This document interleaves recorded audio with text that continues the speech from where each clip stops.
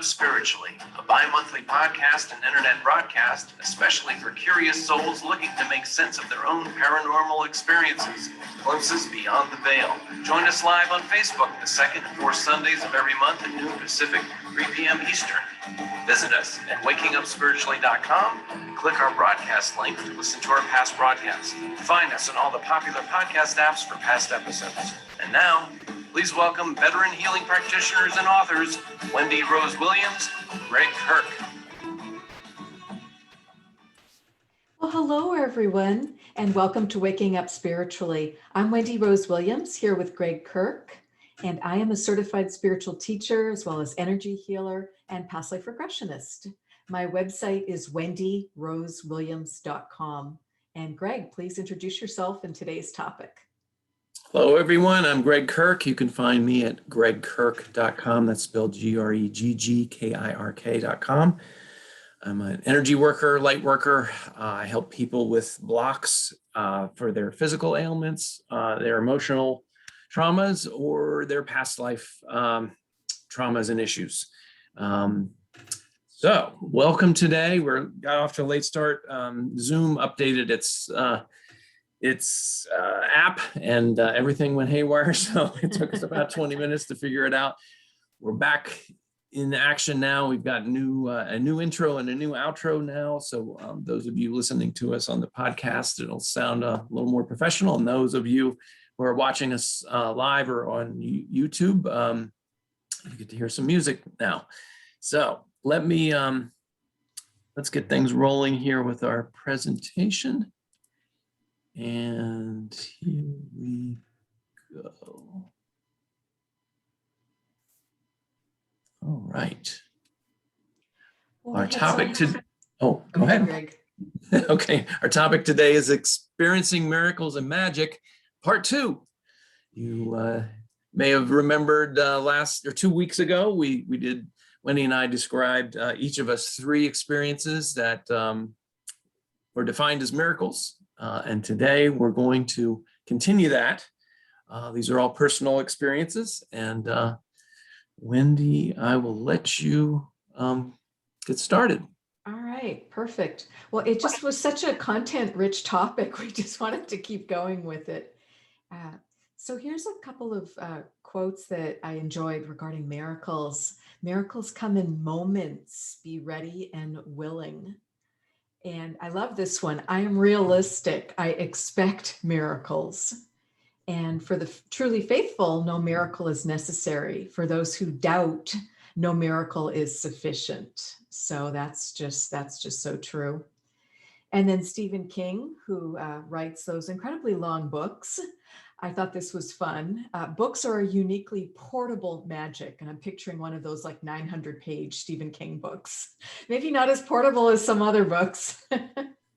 And children see magic because they look for it.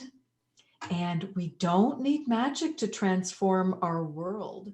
We carry all of the power we need inside ourselves already. J.P. Rowling, the author of the Harry Potter series. And it's interesting because the topic of magic can kick off fear for a lot of people. And it's interesting. I think there can be some religious conditioning around it or societal condition around it.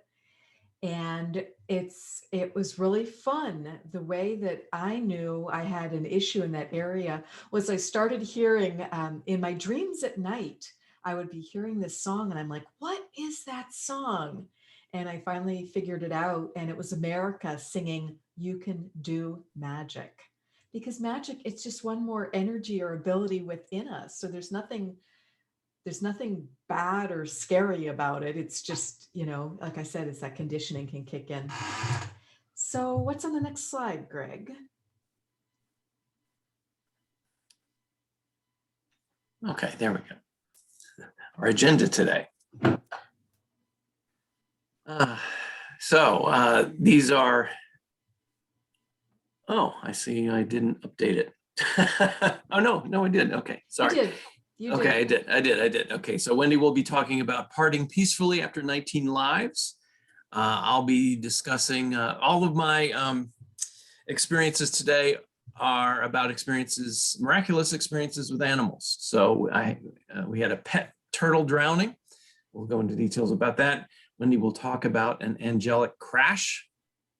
I'll discuss resurrecting, quotes, unquotes, cicadas, and Wendy goes to Glastonbury. And then finally, I describe an experience with a miraculous sparrow. So Wendy. Well, Midnight said, good choice, Gregg, with 3 topics on animals, because as most of you can, or some of you can see, depending if you're seeing or listening, my cat is right here up in my face helping me today. So I met back in 2010 a soulmate, and a soulmate to me is just someone simply that we have known in other lifetimes, and we can play different roles with one another. So in 2010, I met the soulmate that had the contract, the soul contract simply being an agreement that we make before we come into a life form, whether it's human or on another planet or in another dimension. He had the contract to wake me up spiritually. And over time, we were really surprised. This took us about 8 years to learn how many different lives we had together. There were 19 of them that we found, and just a quick list so you can see kind of the variety of roles that we can play with that same soul. We found our first 3 lives together were in what's called silent monasteries, where you were not allowed to speak. You took a vow of silence along with the vow of poverty. And we were scribes. So we were copying holy scribes and information over again. And that's often a precursor to a writer lifetime, which is interesting that we started right there in the monasteries with the scribes. We also perfected our telepathy on Earth in a body, because of course that's what we use at home. There's no speaking, there's no communication like we use here on Earth, with all its foibles and all its difficulties in having good, clear communication. So that was something, because it was a silent monastery. I remember waiting for lights out, and then, like being a kid where you'd like play that game of telephone, only we didn't have to have the physical telephone. We would just start speaking to one another via telepathy. We were best friends. We were lovers in Egypt. We married 6 times, a lot of different circumstances and cultures and locations. He was a sea captain who jilted me. We were mother and son. We were siblings, where he was my older brother. I was a medicine woman, and he was a impetuous young brave that came to a not fun ending and drowned right in front of my eyes as a teenager. And I have been both his healer as well as his torturer and inquisitor. That's not the right word, not the Inquisition, but the person who asks you questions. Interrogator. Yes. So as I said, that first contract was wonderful, because it was to wake me up spiritually. He did it by introducing me to Journey of Souls and to the concept of past life regression and life between lives, because he was getting ready to go for his second life between lives. And how wonderful and kind of ironic and miraculous too, that over time I then became his past life regressionist, when he was the one that introduced me to the subject. Our second contract was really tough. And for about 3 years, we went back and forth with this relationship, where I got to take ownership of this. We're not victims. We're not meant to be martyrs. But I was allowing him to break my heart repeatedly because it was hard to stand in my power fully without abusing it. I mean, that's a big lesson.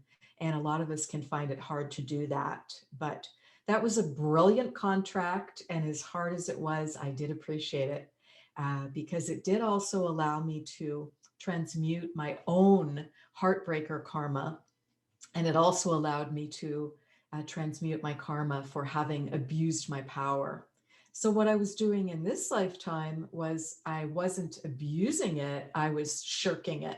I wasn't stepping to the plate. So I was just playing it small, not stepping out publicly, those sorts of things. And our next contract that I found, and these didn't come really easily or naturally. It was a lot of meditation and working with healers and just trying to figure out what was going on.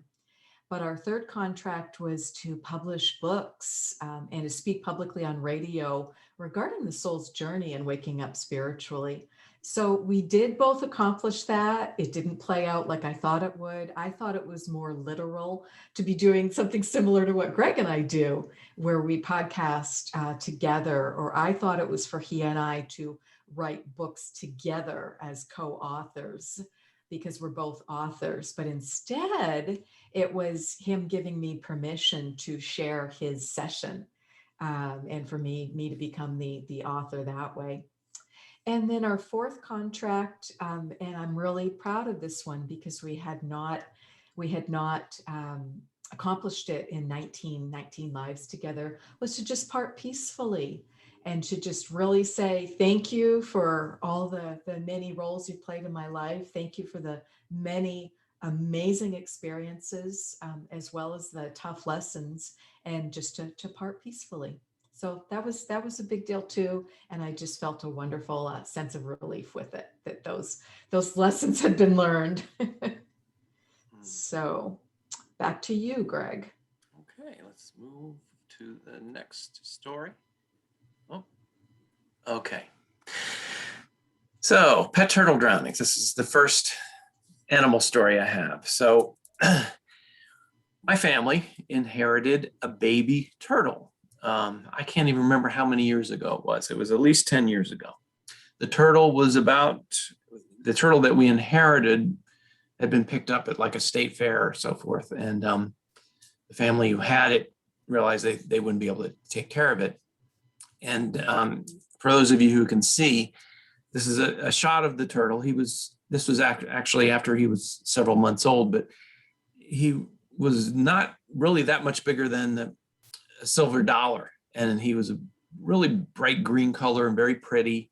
And we kept the turtle in a little plastic container with some water and some stones and so forth. And we took the original name of the turtle, which was Swimmer. And so we kept Swimmer for, I'd say about a year or so. And then Swimmer got bigger and needed to be transferred into different tanks.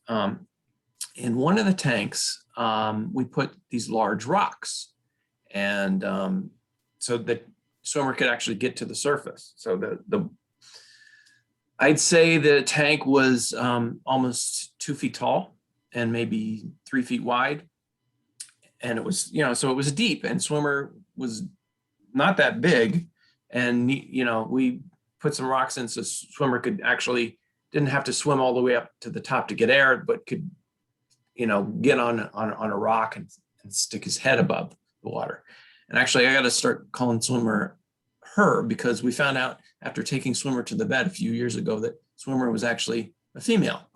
So anyway, so Swimmer was doing great for a while until one day we had all been out together, whatever, shopping, or my daughter and my wife and me. And for some reason, I decided to go upstairs to check on Swimmer, who lived in my daughter's room. And I saw something that was heartbreaking. One of the big rocks that we had set up for Swimmer to get air had actually fallen over on Swimmer and had pinned Swimmer down to the bottom of the tank. Swimmer looked dead. I've never seen a turtle that all of the arms and legs and head were out of the shell, draped down, completely collapsed. I've never seen a turtle look like that. So I thought Swimmer was dead. I didn't do anything. I went downstairs and I just had this look on my face. When my wife saw me, she said, she's telepathic with me. She's like, "Oh my God, what happened? Is it Swimmer?" Yes. So I pulled Swimmer out of the tank, and again, arms and legs just drooping. And I I gave up. I thought swimmer was dead, but I don't know who it was. It was my wife or my daughter who just said, no, this isn't going to be. So I, put swimmer back in its shell, and swimmer was small enough to fit right into the palm of my hand. I put my hand over swimmer, and my family prayed over swimmer for a minute, but then I started doing Reiki on swimmer for 40 minutes. And I wish I had a video showing what happened at the 40-minute mark, because I opened my hand and swimmer basically ran up my arm. Wow. So crazy. And on the screen, you can see swimmer today. There she is, basking, and just, she sticks her back legs out like solar panels. And it's very cute. She's we love her. she's gonna live for about at least 50 years, we've heard. And for all intents and purposes, we thought swimmer had left her earthly shell, but she came back after we prayed, and I did a Reiki session on her. And we can't explain it. Other than, we really wanted swimmer to come back. So she heeded the call, and she's back. So that was pretty amazing. That is an amazing story. And for people who are listening and hearing us refer to things visually, it's because we do the podcast as a PowerPoint. So if you want to go to YouTube or to our wakingupspiritually.com website, that's where you're able to see the PowerPoints. So just FYI, if that's Yep. sounding different to you. Right, but you'll get a kick out of, if you're watching it, seeing the cute little green turtle on the left, and then this big giant brown turtle with her legs sticking out in a crazy way in the back. So, and Gregg, that's just such a great demonstration of Reiki, because people who aren't familiar with what Reiki is, it's life force energy. And the point is, it was swimmer's choice. We don't have the ability or the right to decide who and what lives and dies, of course, but right. We can offer this Reiki life force energy so that people or animals are able to heal themselves. That's the point of it to me. Yes, exactly. And that's how we approached it. We were kind of like, if we want swimmer to come back, if swimmer wants to come back. And right. I don't remember exactly the prayer that we said, but basically it was all about love. Like, we love you, swimmer. And if you want to come back, please come back, and, we'll give you love. And then, and that's what I was holding in my hands, was the idea of love. I'm here, I'm giving you love if you want to come back to and receive this. And again, it was shocking, because swimmer came back and ran up my arm, and actually I forgot about this, but swimmer was how do I put this? Like, learning disabilities afterwards, like had some mild brain damage afterwards. Swimmer didn't really understand how to eat for a couple of weeks. And so we got a little worried about that. So I continued doing more and more Reiki on swimmer. And then I knew swimmer had kind of gotten back to her old ways when she started hissing at me. She felt well enough to hiss. Yeah, she got back to her old spunky self. But for about 2 weeks, she was not herself. She had experienced like brain damage or something. And so then I thought, oh man, that would be a shame if swimmer came back and then was like impaired or something. But I continued giving Reiki on her to help, get her back in alignment with whatever, was going on with her. And she did start eating, and then she got better. And then, like I said, she didn't want any part of me anymore doing the Reiki. She had a near-death experience. So she was coming back from that, and just sounds like she was disoriented. Oh my gosh, I'm back in the body again. Well, what happened? to be more specific, like, she really enjoyed the heat and the love from the Reiki, like when she was kind of like on the edge of, passing over, you could tell like she needed that. She needed the energy. But then she got to the point where she was like, okay, enough is enough. I'm ready to move on my own. And thanks a lot. But Right, that's what right. yes, My so. cat does the same thing when I offer him Reiki. And if I just, I'm offering it for too long, he'll just turn around and like swat my hand away Yeah, or move away from me. right. Done is done. Yep. Animal way of telling you, all right, I've had enough. But that's exactly what Swimmer did. So, but Swimmer's doing great now and totally healthy. And, we're happy to have her for another 50 years or however long she's going to live. So let's move on to the next slide. All right. Angelic Crash. Yes. So here, again, for those of you who can see, here's my poor Honda SUV the day that it was totaled. And this was a really interesting experience because I didn't realize how much fear and anger I had regarding authority. So this happened on a day I went and parked in a parking lot at an establishment where I was going for a dog rescue event. And there was just one spot left in the parking lot. And I specifically said to my guides and angels, hey, look at that. Should I grab that spot? Is that a good place for me to park? And I clearly heard, yes, go ahead. Wonderful, park there. So I did, and I then went to the event and was there for a couple hours with the dogs and with other volunteers and with some different people that were looking at potentially adopting a dog from us. And I go to leave the event, and I'm pulling out carefully from the parking lot, and there's cars parked along the street that make it just really hard to see. All I need to do is make a right turn, but it was just hard to see. So I'm looking through like the windshields of the parked cars and nosing out slowly. And again, asked my guides, hey, is it safe? Can I pull out now? And I heard a clear yes. And I pulled out and boom, I got spun almost fully in a circle.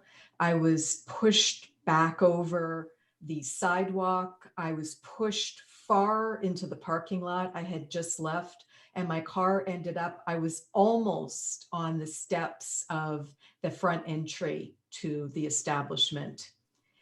And it was so disorienting because 3 of my 6 airbags went off in my face. And it was the 2 across the front windshield, and it was the 1 on the driver's side because of where I was hit, because I was hit on the front bumper on the driver's side. And not being able to see anything and just spinning like that, I'll be honest, I was just praying, please don't let me hit a person, a dog, because it was a busy location. There was outdoor dining and there were lots of people walking dogs. And I sensed I'd gone over the sidewalk, but I really didn't have any idea where I was because I couldn't see anything and I took such a hard spin. So I land, the car finally stops moving, and I'm trying, I was just trying to get my foot on the brake. And Good Samaritans came running over immediately and were helping me get my driver's side door open. And they're like, are you okay? Do we need to call an ambulance? Are you all right? And I'm looking around. I said, I didn't hit anyone, did I? And they're like, no, you didn't hit anyone. You're okay. Everything's okay. And we're just, starting to assess. And people also ran out immediately into the street. It was a fairly busy street. And they had, were stopping other cars because the car that hit me, she then went on and hit another parked car. And she was out in the middle of the road. So there really was a fair bit of chaos from this impact, and people got out there with flares and cones, and I'm looking at them like, who are you people? Where are all these supplies coming from? Because the police like haven't even responded yet. So Wow. I'm looking around and I'm like, okay, this is a serious incident. And I know I'm at fault because I'm the one pulling out of the parking lot. So I just, it's like, okay, I have to call 911. I just need to call them. I need a police here to sort this out and just, make sure everybody's okay and do whatever they need to do. So I call 911, but I struggle to disclose the location. And you've probably heard me saying multiple times the location where I was. So what I tell the 911 operator is, I've been in an accident. There may be injuries. Can you please send the police? And she said, yes, give me your address. So I gave her the address, and she says, well, where are you? Are you at a house? Are you at a business? And I'm trying to describe like where I am on Lake City Way, and I'm disoriented. I hit my head on the steering wheel. There may be a concussion. You're just shaken up. So I'm sure I'm not making perfect sense.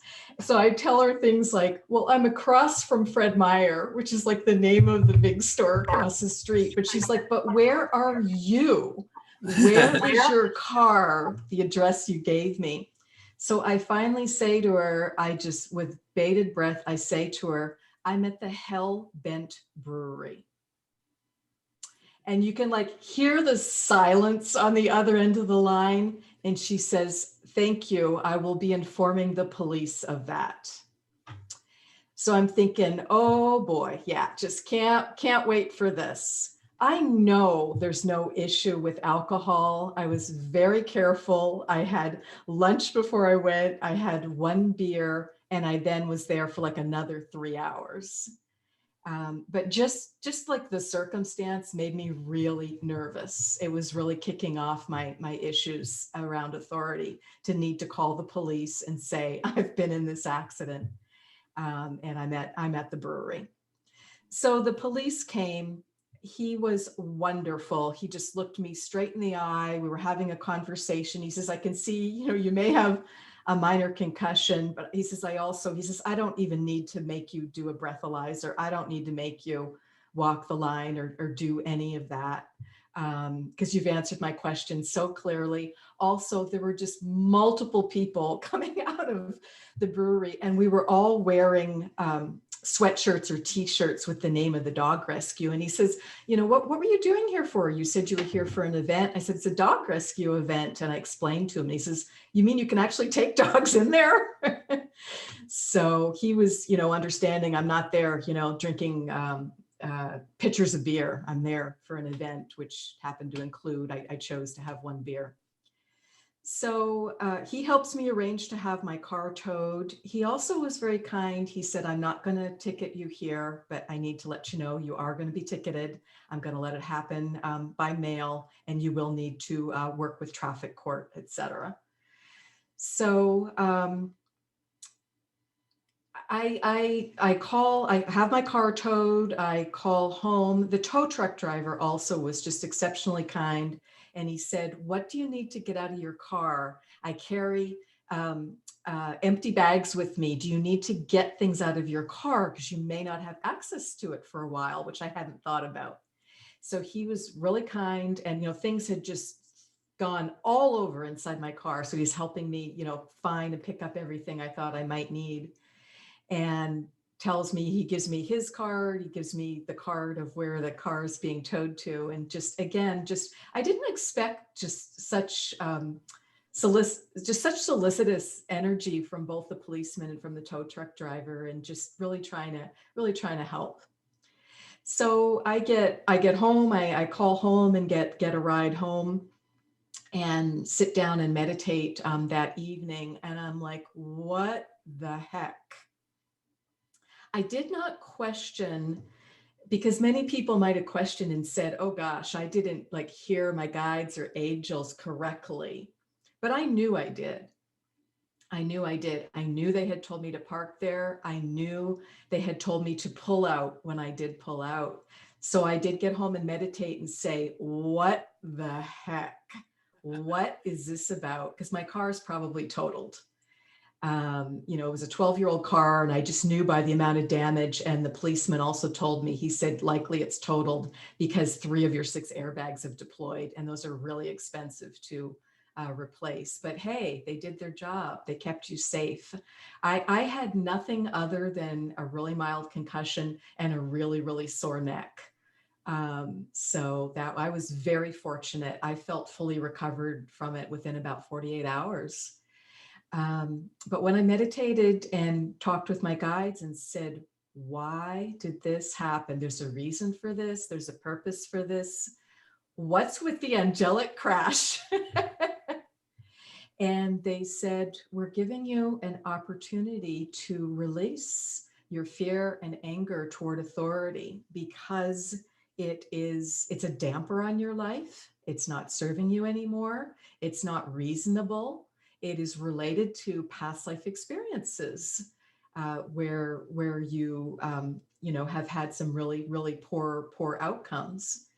So I just took a deep breath, and I absolutely knew that, that message was true, and said, okay, what do you want me to do? They said, expect the best from here on out. And I was like, really? Okay, what can that mean? So clearly I need to call the insurance company and start getting that all squared away and negotiate the payout. I need to get a rental car. So there's just a lot of negotiations. I cannot tell you how smoothly and easily everything went. I got a huge surprise. I found out because I'm thinking, oh, wow, is my car insurance going to go up? I'd never had an at-fault accident. This was my first in like 35 years driving. But because I had 2 college-aged daughters on my policy was pretty expensive because of the two young drivers. And now here we've got an at-fault from me. And I found out I had accident forgiveness. The insurance company I was with, it was like it didn't exist. It just, nothing went up, and I couldn't believe it. I was able to settle with traffic court really easily. I didn't have to go downtown, to my surprise. I thought, oh gosh, gonna have to go into downtown Seattle and hassle with all that, take a couple hours off work. None of that was true. They also let me make an appeal all by email. I explained exactly what had happened. And they reduced my ticket by quite a bit. And it just was easy. And I then negotiated purchasing a new car and getting an extended warranty. And, that's just like a lot of decisions. What do I do? Do I buy a used car? Do I get a new car? What car am I going to get? And I also was concerned that my insurance would go up because I'd been driving a 12-year-old car, and now I've got a brand new car because I did choose to go with a brand new car. And again, just like the angels said, because my new car has backup mirror, so many different safety devices that were not on the original car because they didn't exist then, the insurance really didn't go up by much. I think it went up by like $100 a year. And just feeling the differences in not being so angry and so scared, because my issues with authority, it wasn't just like seeing a police car or thinking about having to deal with court. I mean, I would literally get mail, just a simple thing of, grab your mail out of your mailbox and look at it. And if there was something from the bank, the IRS, I mean, I was so broad in what my interpretation of authority was, I could feel my heart skip a beat. So I knew there really were issues, and I'd found and healed and released a lot of those past lives, but evidently I hadn't found them all. So that was my angelic crash, which was a heck of a surprise. But like I said, it happened in the best possible way. And just so many good Samaritans came forward, including, I must have had a dozen friends there that were there with me for the rescue event that, all came over and said, hey, do you need a ride home? Are you okay? what can I do for you? And I just felt really supported, despite this, scary collision and scary accident. Wow. Yeah. An accident's not the right word. Collision is the correct word. Okay. Wow. Let's move on to the next story. So this Resurrecting Cicadas, this started as a game that my daughter and I started playing when she was, I don't know, about 9 years old. I wanted to, as a part of my parenting, I wanted to instill the idea that magic is possible,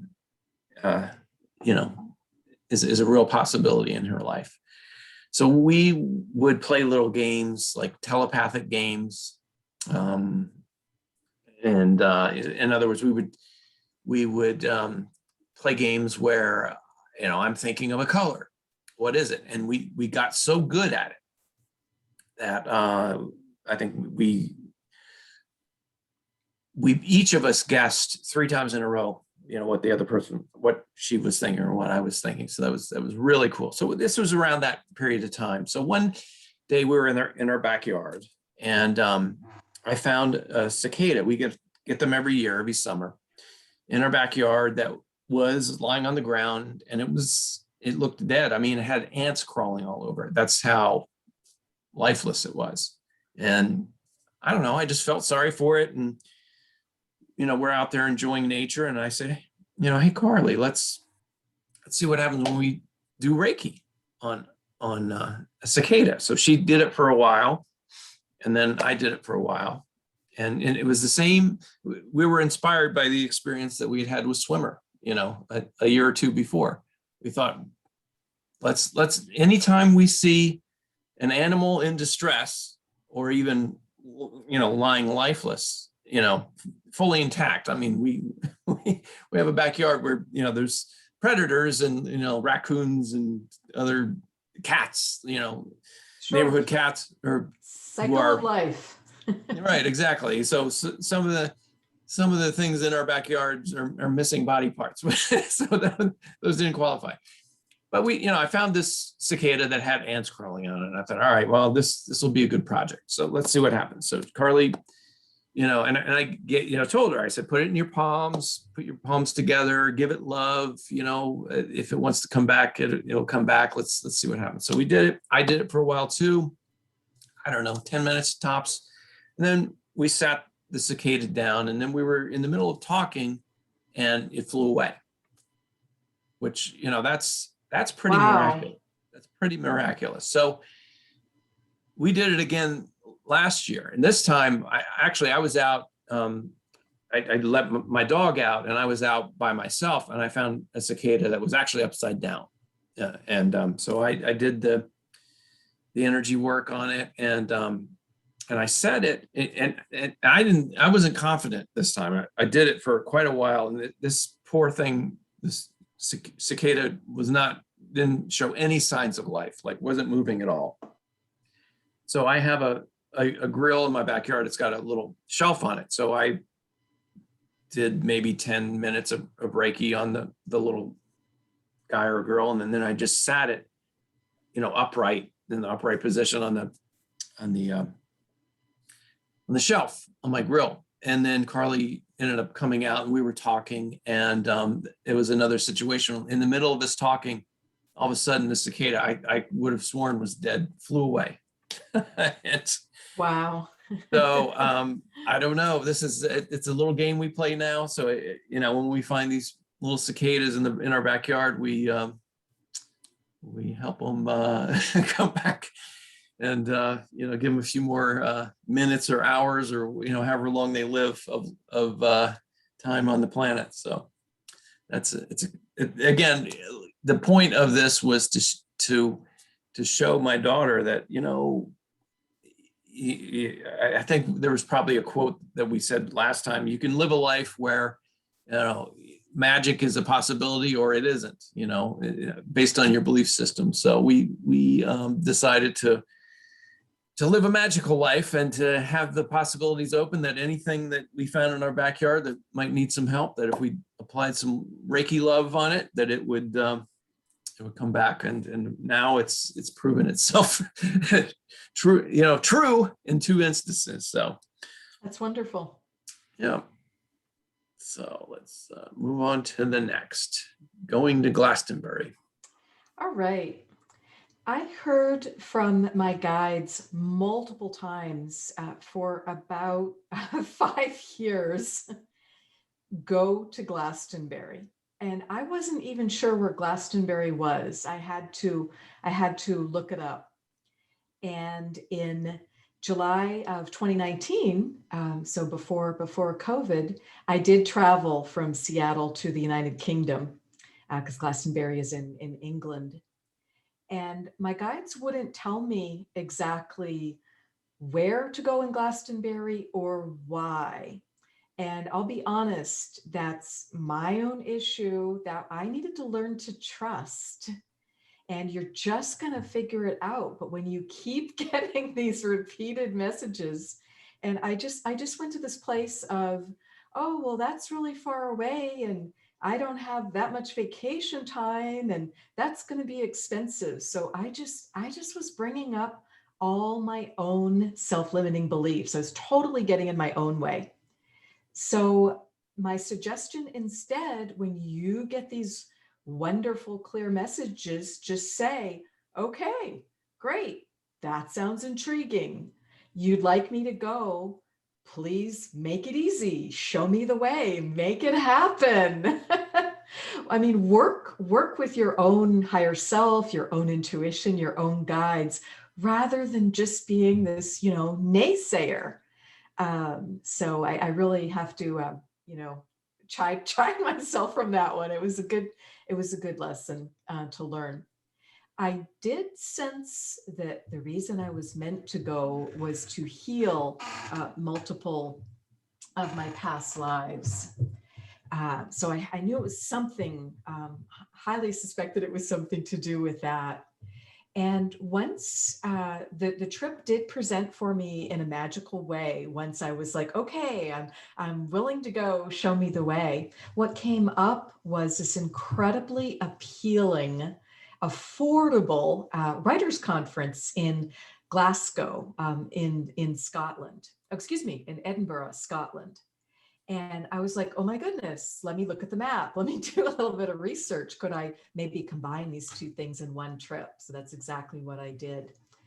But once I had made the trip reservation to make this 2-week trip, and I was going to fly into London, spend some time there, and then go to Glastonbury, and then to Edinburgh for the week's writers' conference, I was so stressed about the ground transport, interestingly, because a lot of people can, have a fear of flying or, not enjoy flying.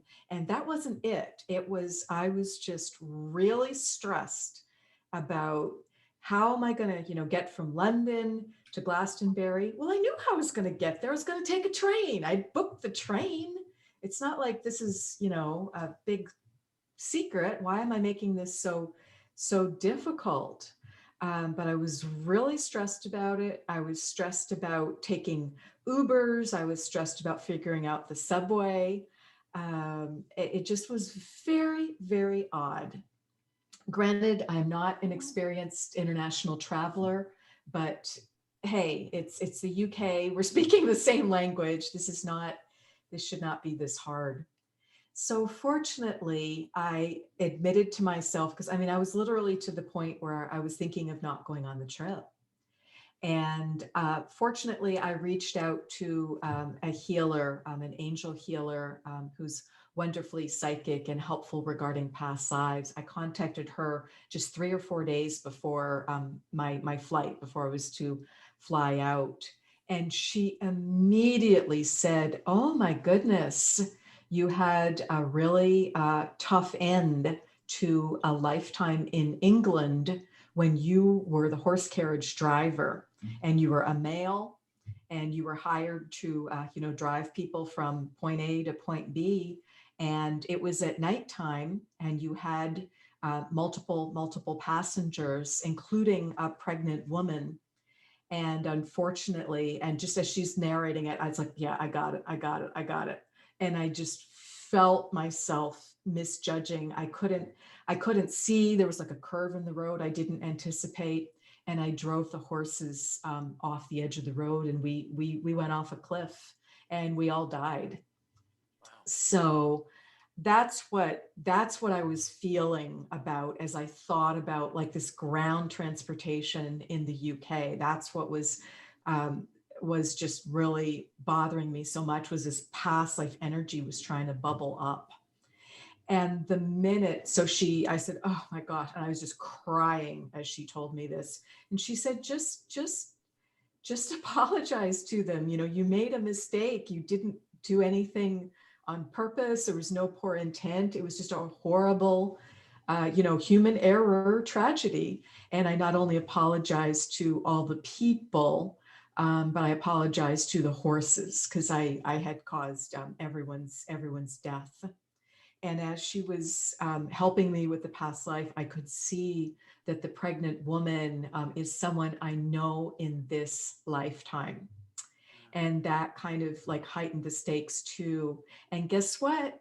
That same baby came back to her again. She's got a little toddler now who is the same baby. And, everything's good. She doesn't need to be consciously aware of it. I'm consciously aware of it. We had our moment as souls when I just begged for forgiveness. And she does let me drive her son, which I can tell you I take very, very seriously. And as this past life was presenting, the healer didn't see, but I saw another life came right in when I was a train conductor, also in England. So that couldn't have been that long ago, because there haven't been, trains for that long. And it was very, very early days when there were first railroads and trains. And it was not my fault, but unfortunately, there was a fatality accident due to just the condition of the trains, conditions of the tracks. And again, I was the driver. So I thought, well, this explains my lifetime of not liking to drive other people. That has always made me stressed. That has always made me very tense in a way that made no sense for, this safe conservative driver who's just literally, had no at-fault accidents until the one I mentioned earlier. So same thing. I had to forgive myself. I asked those souls to please forgive me. And I was able to go on the trip, which I'm really happy about.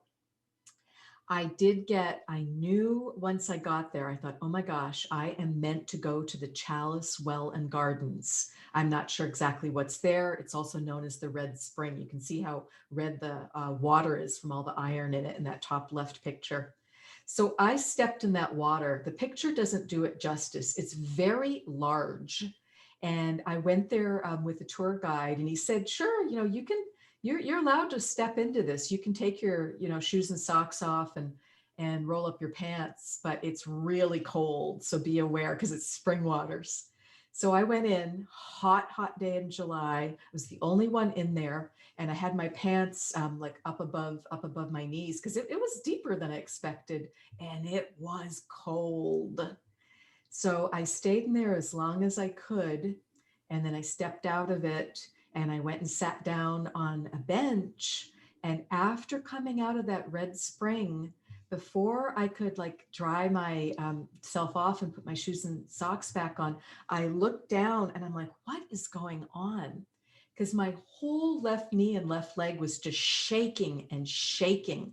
It was shaking so hard. I'm looking around. I'm like, wow, we're having an earthquake.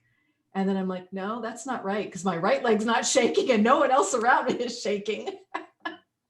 So it was this tremendous healing for my left leg and my left foot, which had been blown off in World War II and energetically had just never healed.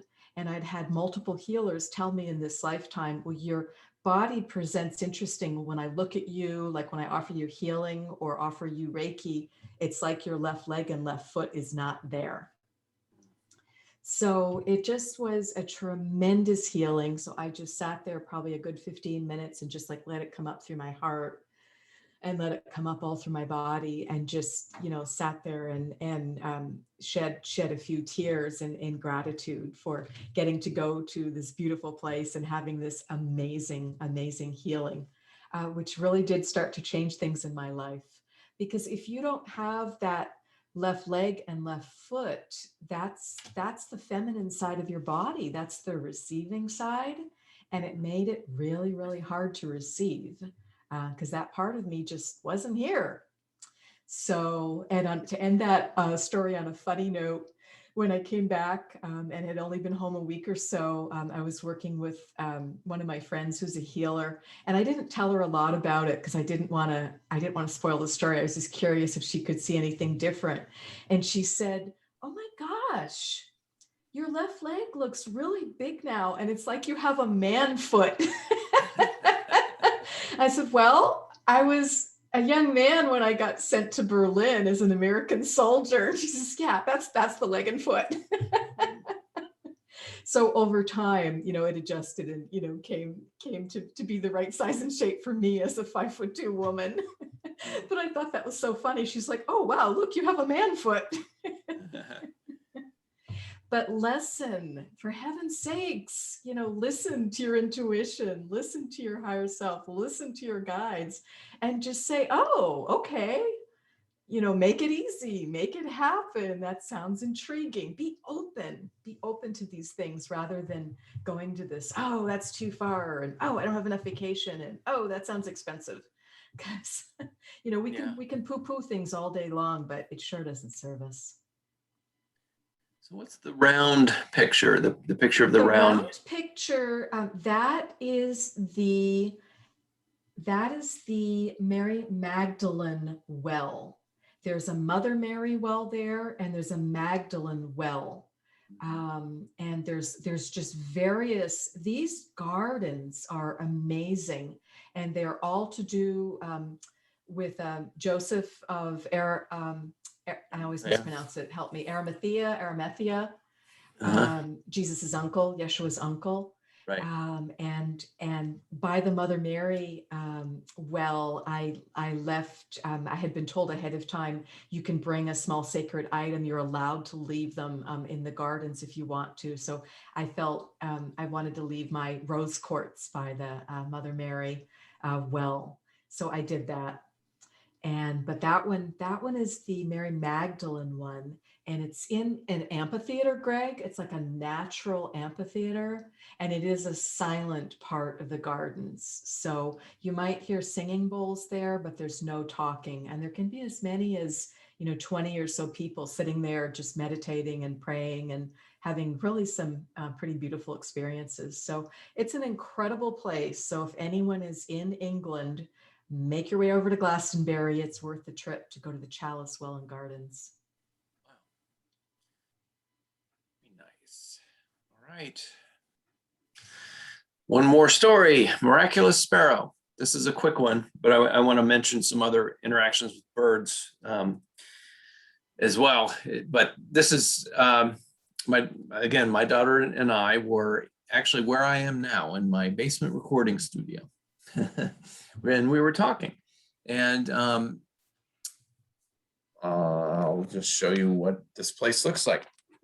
You can see behind me there's a closet, there's a window to the control room, and there's just a way out, but there's no windows in here. And there's in the rest of the basement, all the windows were closed.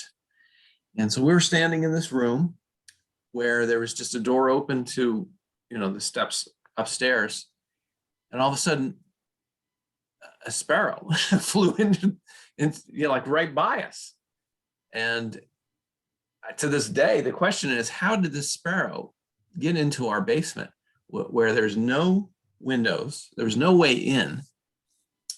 Our HVAC unit is such that something the size of a sparrow couldn't make it from, like if a bird flew down our chimney, for instance, there's no way it would have to have gone through our furnace, and none of it made sense. Right. So I'm still scratching my head over this, but I was able to capture the bird. As you can see, there's a picture of it in my hand. And it wasn't afraid of me, because when I walked outside and stood in our driveway to let it go, it didn't leave. Instead, it just looked up at me like, hey guy, what are you all about? And then eventually it flew away. But so, I've had a number of, I never got any real closure on what the bird message was. Other people have kind of, laid it on me, but I will tell a couple of just a real quick stories about cardinals. And I think most of our listeners and subscribers will have had experiences with cardinals with people who have passed on. And that happened with my mother-in-law. So I'd heard this before, and we experienced it. So my mother-in-law passed away, and within a week, we have a mirror on the outside of our house, and these two, a male and a female cardinals, started throwing themselves against it for some reason. And I've heard of them doing that to windows as well. And it was so dramatic, and it went on for hours and hours and hours, that our next door neighbors, that drew their attention that these cardinals are both male and female throwing themselves against the mirror. And like I said, it was within a week of my mother-in-law passing. So that's usually a sign that the person who has passed is either somehow manipulating the bird or is coming back. As I don't, there's many beliefs about it, but it's a way to make contact, right? I know that much, but there's different theories on what exactly is happening with the bird and with the person who has passed. But the most dramatic one was during a session I was doing with a remote healing session with someone who had never done it was a one and done situation where the person was grieving over the passing of her father. So she asked if the session could happen outside, and she laid on top of, it was during the summer, she laid on top of her picnic table. And, so the session began, and then I said I could feel the spirit of her father around. And then she said, I just got to tell you something. We don't have cardinals where I live, and there's 4 of them in my backyard right now. Wow. This was the moment that I felt. That's amazing. So this was a confirmation from her side and from my side. I could feel her father coming, and there were 4 male cardinals in her yard. So that, and then, we proceeded to have a really profound experience where the father did something very nice that I've had happen a couple of times in sessions like this, where the father used me to show how much he loved his daughter. So he sent love through me to her, and it made us both burst into tears. It was really powerful. So that was really special. But again, just miraculous things with birds. I mean, they are, they're beautiful beings. I have no idea why a sparrow showed up in my basement, but the cardinals. On that note, Gregg, I like, whenever there's an animal or a bird that's catching my attention, I like to look up whatever it is as totem medicine. Oh, the spirit animal, yeah. So for instance, the sparrow symbolizes power, creativity, community, simplicity, and empowerment. All that from a little sparrow. Yeah, that's beautiful. So yes, just look up, whatever, like if squirrels keep crossing your path, or you're noticing them in your yard, whatever it is, just look it up as that animal or insect or bird totem medicine, TOTEM. Right, exactly. Great advice. Thank you. Well, let me stop sharing this for a second, and I will share something else. And that is our outro. So Wendy and I would like to conclude this podcast and broadcast for today. You can come see me at greggkirk.com, GREGGKIRK, if you're interested in having a session with me. And Wendy, how can people find you? People can reach me via my website, which is my full name, wendyrosewilliams.com. And you're able to request a complimentary 15-minute phone appointment there if you'd like to explore whether I may be of service to you. So thank you, everyone, for being here. Thank you, and we'll see you in 2 weeks.